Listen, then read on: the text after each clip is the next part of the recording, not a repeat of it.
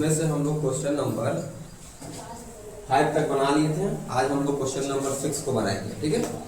तो question number 6 में पहले समझते हैं सवाल क्या दिया हुआ है, तो आसानी से फिर हम लोग बना पाएंगे, है ना।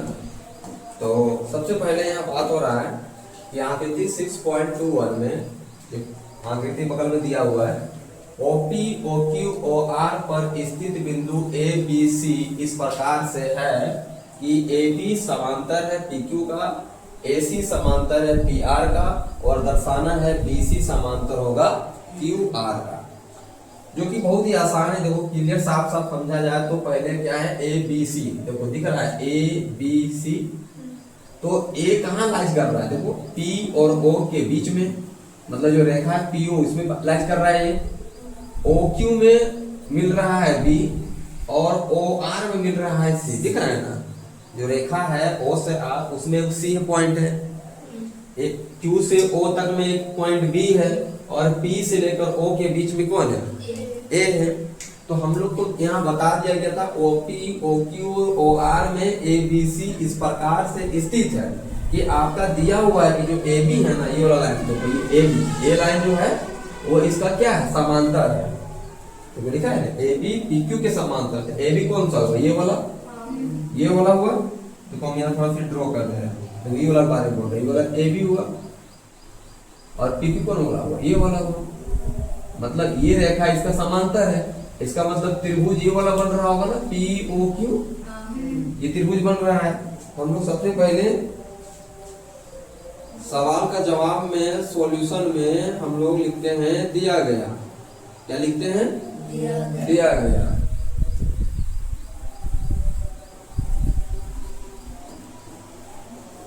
दिया गया है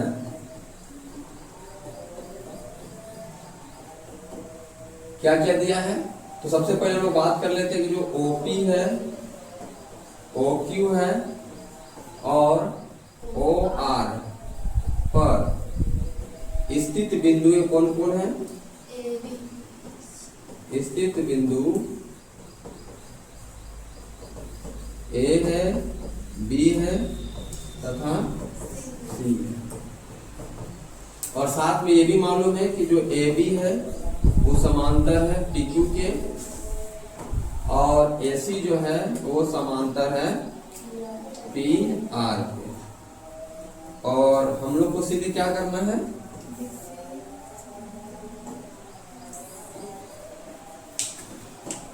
हमें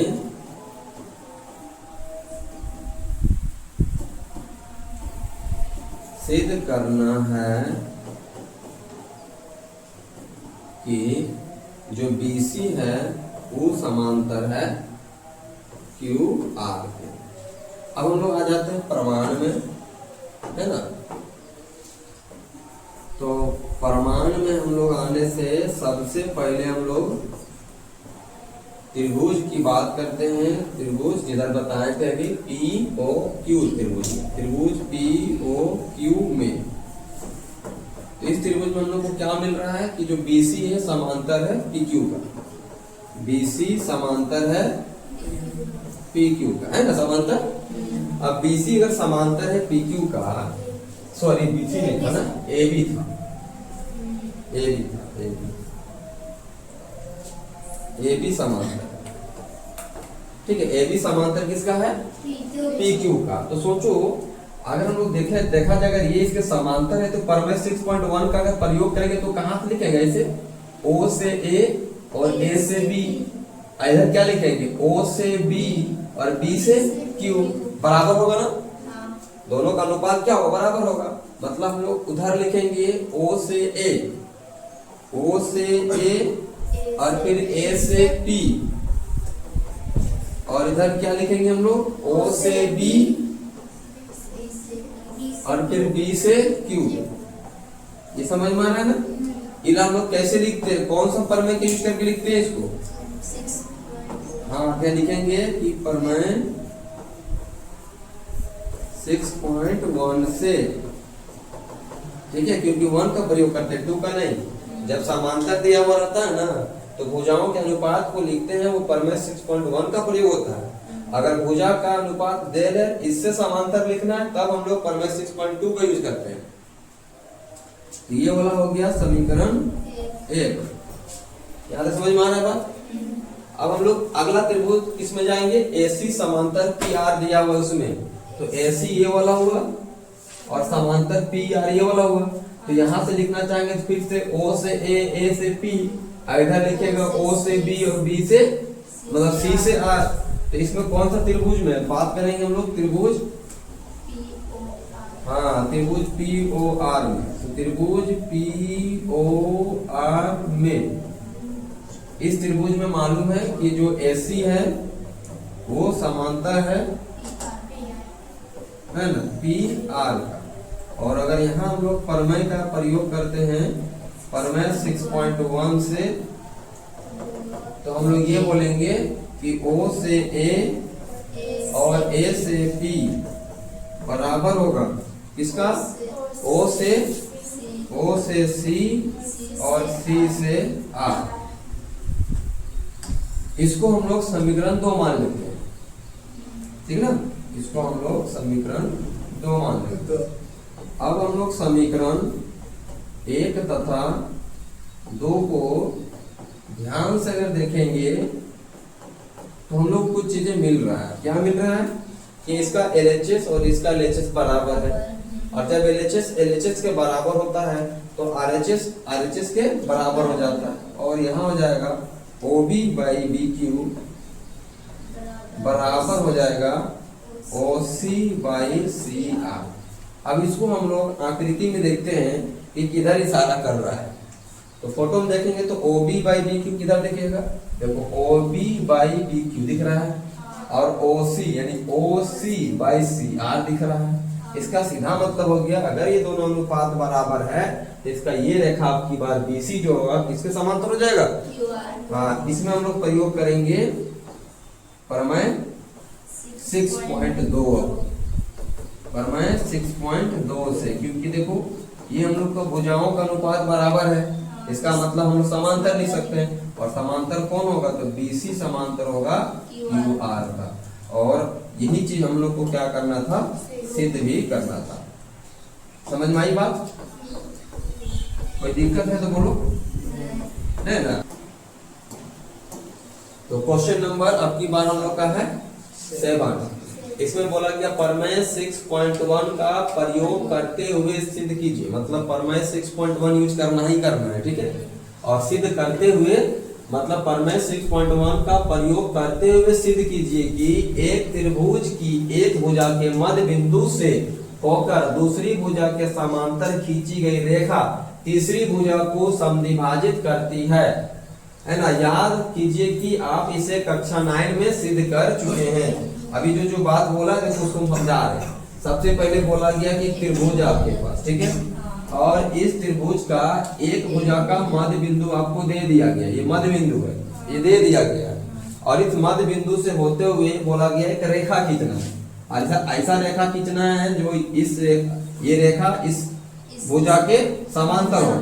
और हम लोग को ये सिद्ध करना है कि ये यहाँ पे जो प्रतिच्छेद कर रहा है इस भुजा को, ये भी बिंदु यानी ये भी क्या होगा? मध्य बिंदु होगा। ये सिद्ध करना है। मतलब ये तो मध्य बिंदु है और ये इसके समांतर ये भी दे दिया है। सिद्ध क्या करना है? यहाँ वाला भी क्या होगा? मध्य बिंदु होगा।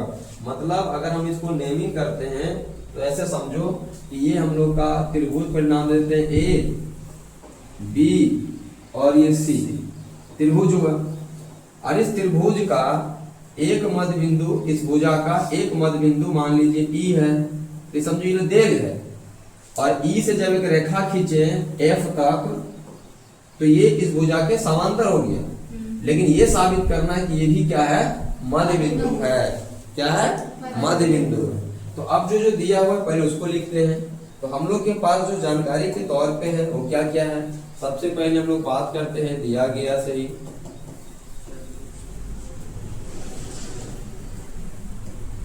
दिया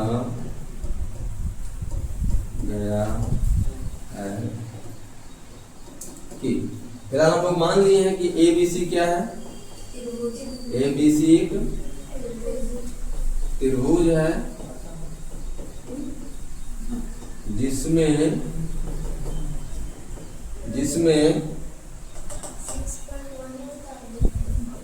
ठीक है, जिसमें ई क्या है, मध्य बिंदु है, ई मध्य बिंदु। अच्छा, ये मध्य बिंदु कौन सा भुजा में?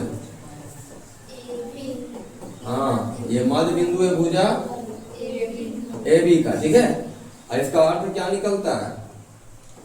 मध्य बिंदु का मतलब क्या होता है? बीच का पॉइंट एकदम। अब बीच का पॉइंट का मतलब क्या होता है? जितना दूरी यहाँ से यहाँ हो उतना ही दूरी यहाँ से यहाँ होगा। यानी ए से ई का दूरी जो होगा वही दूरी ई से लेकर बी तक का होगा कि नहीं होगा? होगा ना, मध्य बिंदु है तो।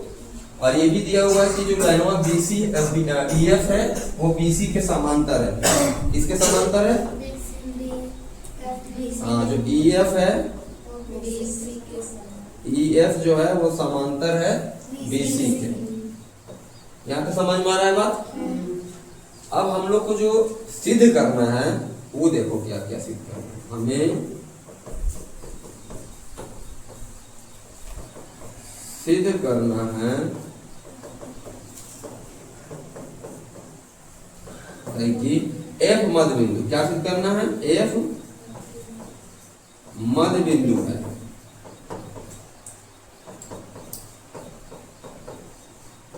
कौन सा भुजा का? एसी का। तो एफ अगर मध्य बिंदु होगा, अगर ये हम लोग को दिखाना है तो हमको इसे ये दिखाने का मतलब समझ, हमको क्या दिखाना होगा? ए से लेकर एफ का दूरी, एफ से लेकर सी का दूरी। मतलब हमको ये दिखाना होगा कि ए से लेकर एफ का दूरी जब बराबर हो जाएगा एफ से लेकर सी का दूरी, ये वाला अगर बराबर होगा तभी हम बोलेंगे एफ क्या है? मध्य बिंदु है। बात समझ में आ रहा है ना? कहना क्या चाह रहे हैं?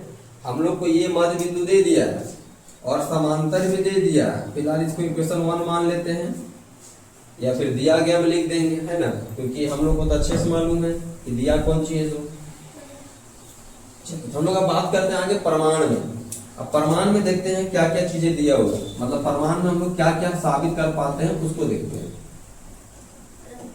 सबसे पहले हम लोग ये बात करेंगे कि जो त्रिभुज दिख रहा है एबीसी, तो त्रिभुज एबीसी है, इसमें हमको एक बात तो पता चल गया है कि जो ईएफ है, ये ईएफ जो है वो समांतर है। किसका? बीसी का। अब पता, जब दो भुजा समांतर का ऐसा मिल जाता है, इस तरह से मिल जाता है कि ईएफ जो है बीसी के समांतर है किसी त्रिभुज में, तो हम लोग यहाँ पे प्रमेय 6.1 का प्रयोग कर सकते हैं। और यहाँ प्रयोग करने बोला भी गया है साफ साफ शब्दों में कि प्रमेय 6.1 का प्रयोग करना होगा। तो प्रमेय 6.1 से, तो इसको क्या लिख सकते हैं हम लोग? ऐसे लिख सकते हैं कि ए से लेकर ई का दूरी और फिर ई से लेकर बी वाला, इन दोनों का अनुपात जो होगा उधर वाला ए से एफ और फिर एफ से सी का अनुपात के बराबर होगा। तो हम लोग तो यहाँ निकाल चुके हैं, नहीं दिख रहा है यहाँ पे, दिख रहा है नहीं, इसके बराबर है। ए ई बोले या ई बी बोले तो बराबर है।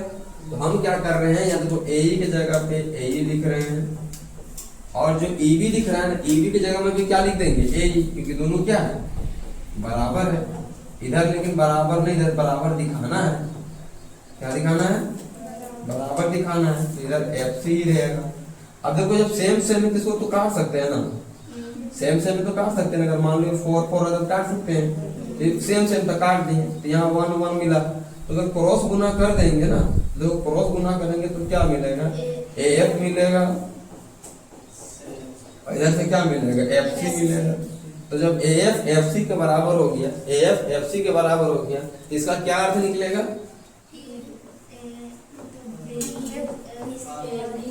इसका अर्थ ये निकलेगा कि जो एफ होगा ये वाला वो क्या होगा? मध्य बिंदु को। क्या होगा? मध्य बिंदु को। कौन सा भुजा? भुजा एसी। यही से हम लोग को क्या करने बोला गया था? सिद्ध करने के लिए बोला गया। समझ में आया बात?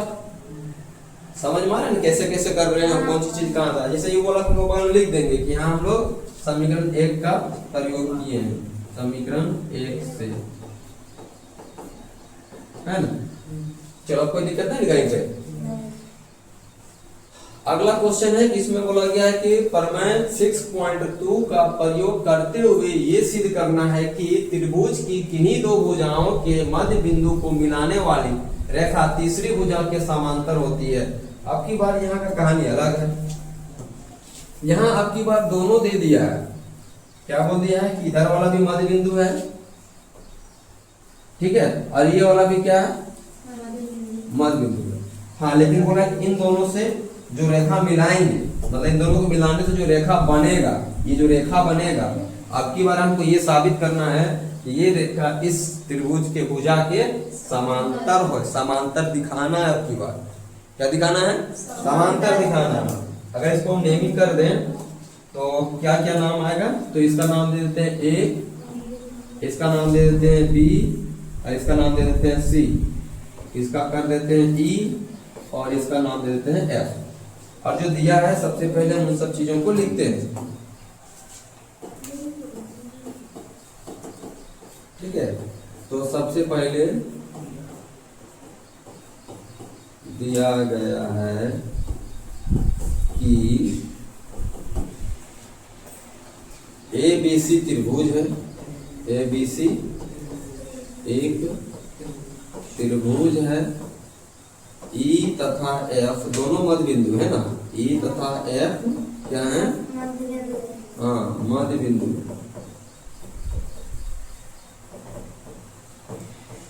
कौन कौन पूछा था,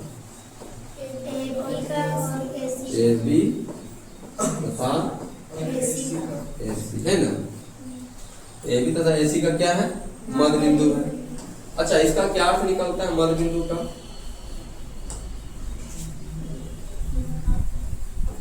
क्या अर्थ निकलता है। अगर मान लो अगर ई मध्य बिंदु है तो इसका क्या मतलब निकलता है, मध्य बिंदु है इसका मतलब इधर का ए से ई का दूरी और ई से बी का दूरी बराबर होगा। हम लोग यहाँ लिख सकते हैं इसको ना ऐसे अर्थात में कि ए से लेकर ए ई जो होगा और ई से लेकर बी होगा बराबर होगा, और उधर की बात करेंगे तो ए से लेकर एफ का दूरी और एफ से लेकर सी का दूरी। हाँ, हम लोग को सिद्ध क्या करना है, तो हमें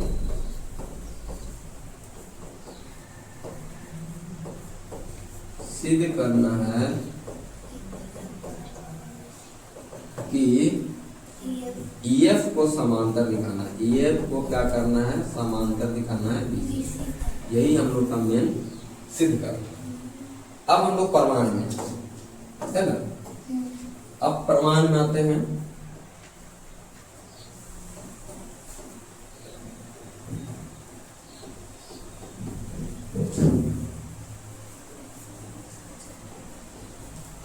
ठीक है, तो प्रमाण में सबसे पहले हम लोग जो दिया गया उसी का प्रयोग करते हैं। ध्यान देना, सबसे पहले कहां लेते हैं, दिया गया, तो दिया गया। अच्छा देखना क्या दिया हुआ, दिया हुआ है देखो ए बराबर ए बी है, क्या दिया हुआ है, ए बराबर ए बी। अच्छा, अगर जैसे मान लीजिए 2 है, ये 2 है, और इस 2 के साथ अगर 1 ऐसे मल्टीप्लाई कर देते हैं तो क्या रहेगा, 2 का 2 ही ना रहेगा। मतलब किसी के साथ में हम क्या कर सकते हैं, 1 मल्टीप्लाई कर सकते हैं। ऐसा इसीलिए कर रहे हैं ताकि हम इधर का जो EB है जो गुना है इधर भागा में ले आ सकते हैं।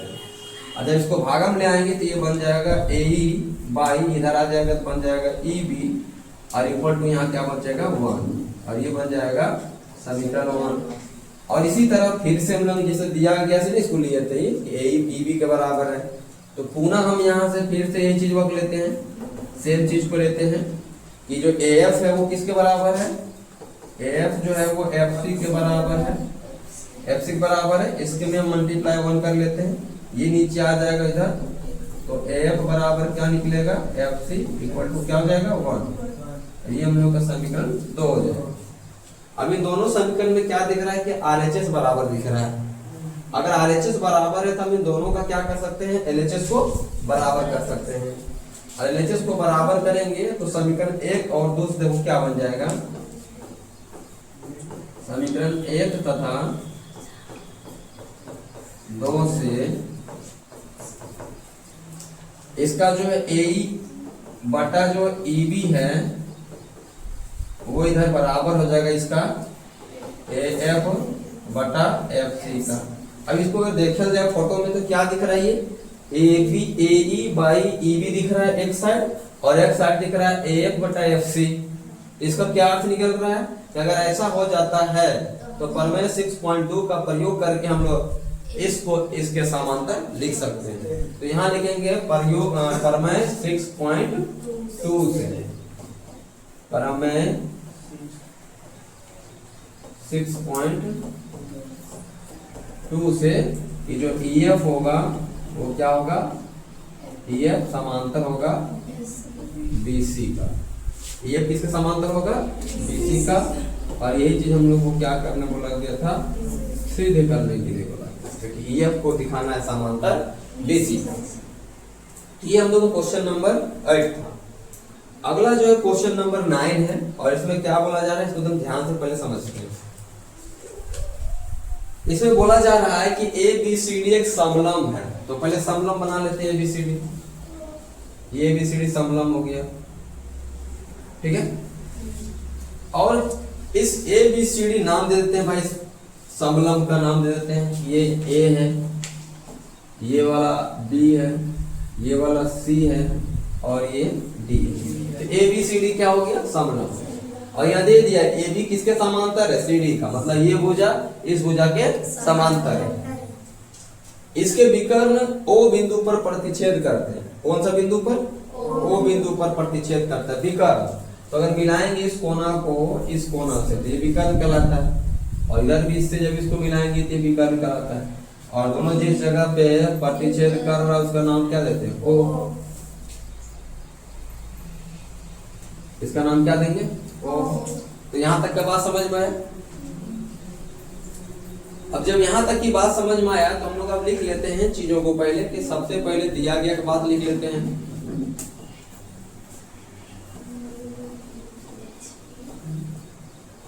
दिया गया है कि, ठीक है। तो क्या दिया हुआ है, तो सबसे पहले ABCD समलंब दिया हुआ है। ABCD एक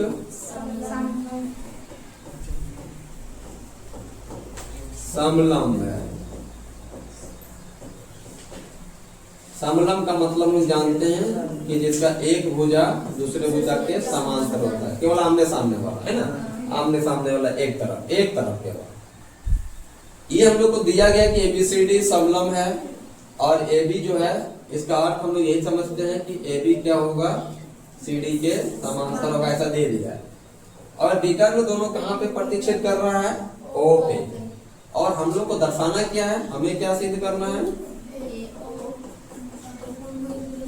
हम लोग को ये सिद्ध करना है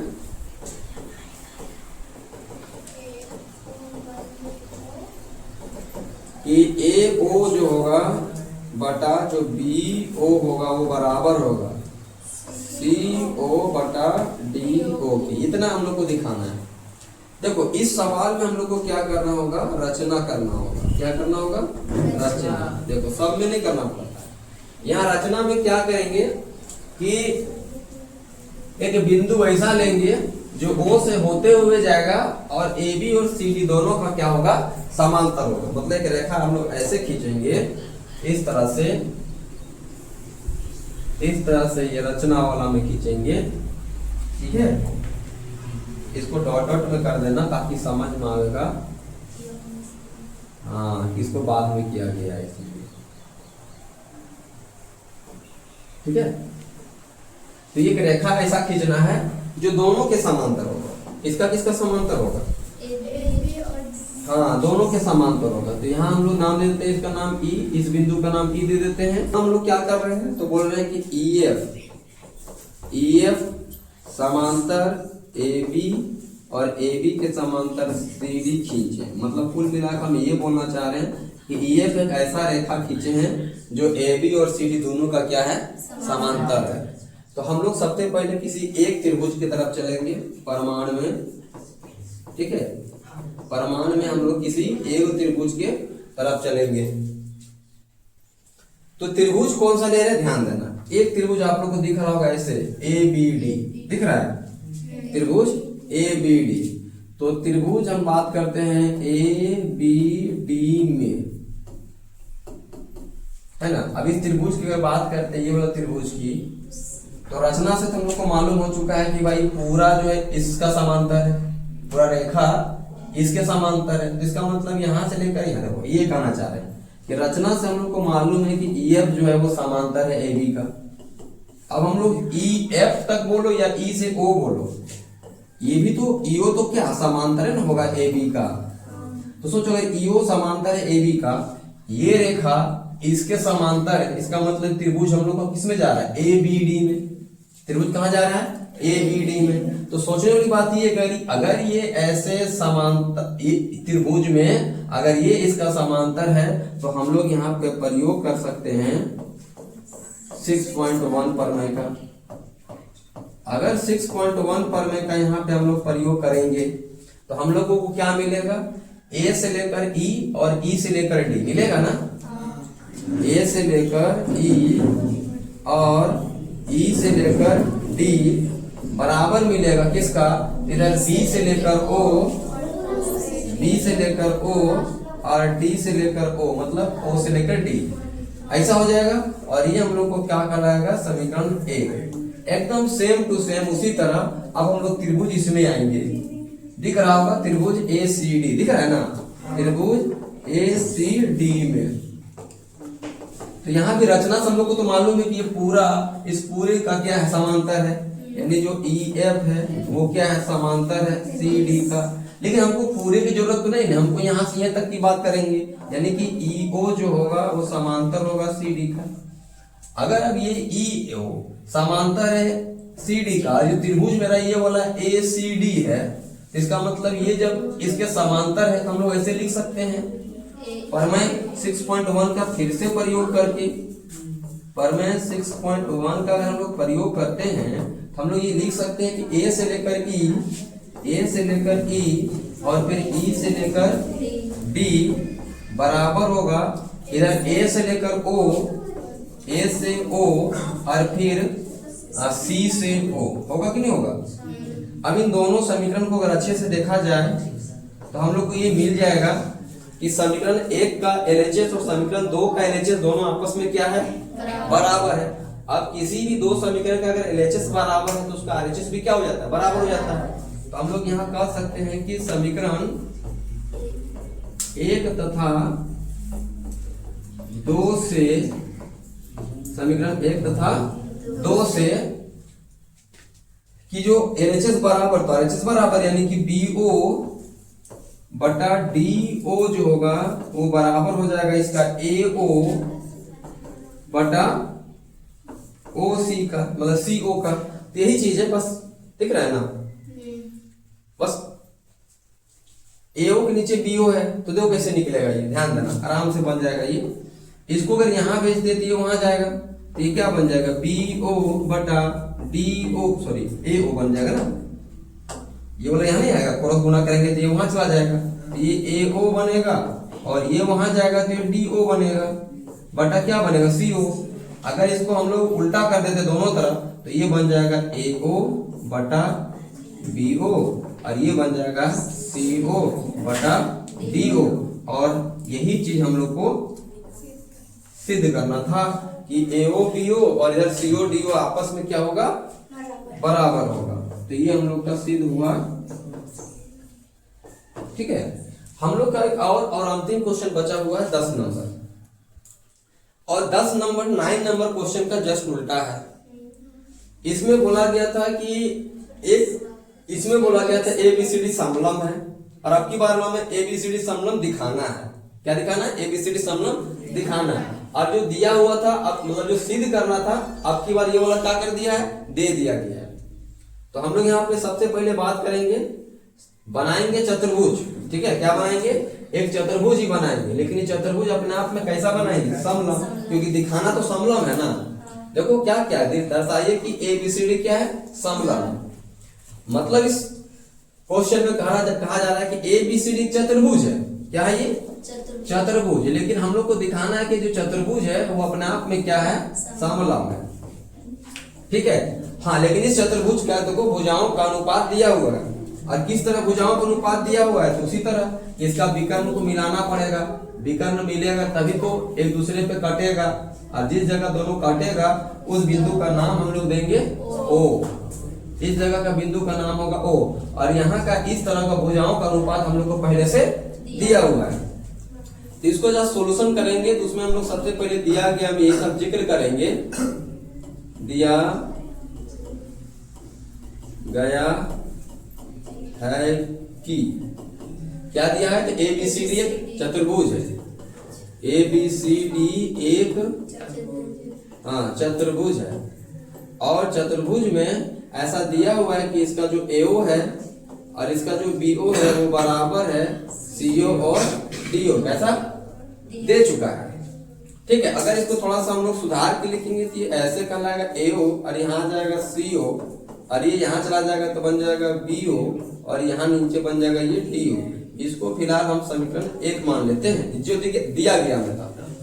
हम लोग को जो सिद्ध करना है वो देखिए, हमें सिद्ध क्या करना है, हमें सिद्ध करना है कि ABCD समलम है।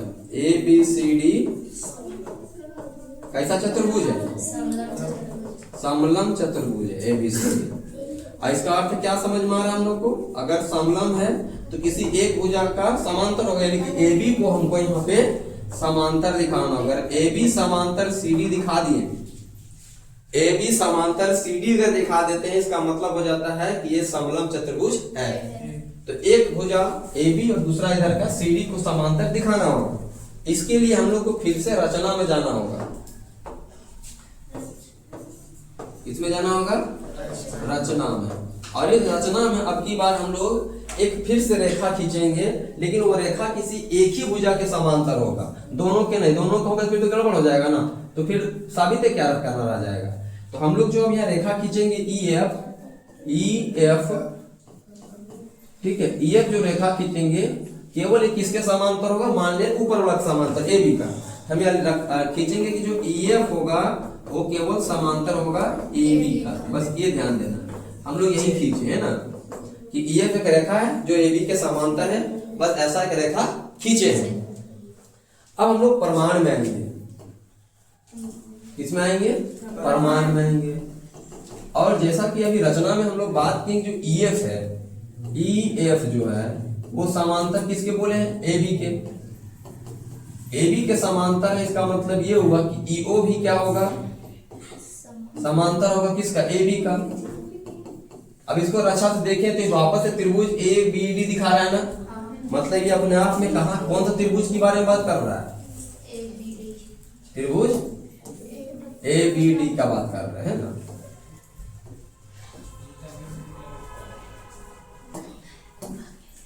त्रिभुज ABD, त्रिभुज ABD में, ठीक है, त्रिभुज ABD में। तो ये सब हम लोग को दिया हुआ, ये तो दिया हुआ था, और इसका आधार पर हम लोग ये सब लिख रहे हैं। अगर हम लोग यहाँ पे प्रमेय का इस्तेमाल करते हैं 6.1 का, कौन सा प्रमेय, तो हम लोग आराम से लिख सकते हैं। ऐसे लिखो या फिर ऐसे लिखो, बात लिखी है। अगर ऐसे लिखते हैं तो क्या लिखेंगे कि AE बाई ED बराबर होगा उधर का BO बाई OD या BD, जो बोलना है बोलो। अगर इसको हम लोग समीकरण 2 मान लें, क्योंकि 1 तो हम पहले मान चुके, दिया गया हमें ना। अगर हम इन दोनों को अच्छे से देखें तो क्या दिखेगा, इस समीकरण और इस समीकरण का जो RHS दोनों बराबर है। तो समीकरण 1 तथा 2 से, समीकरण 1 तथा 2 से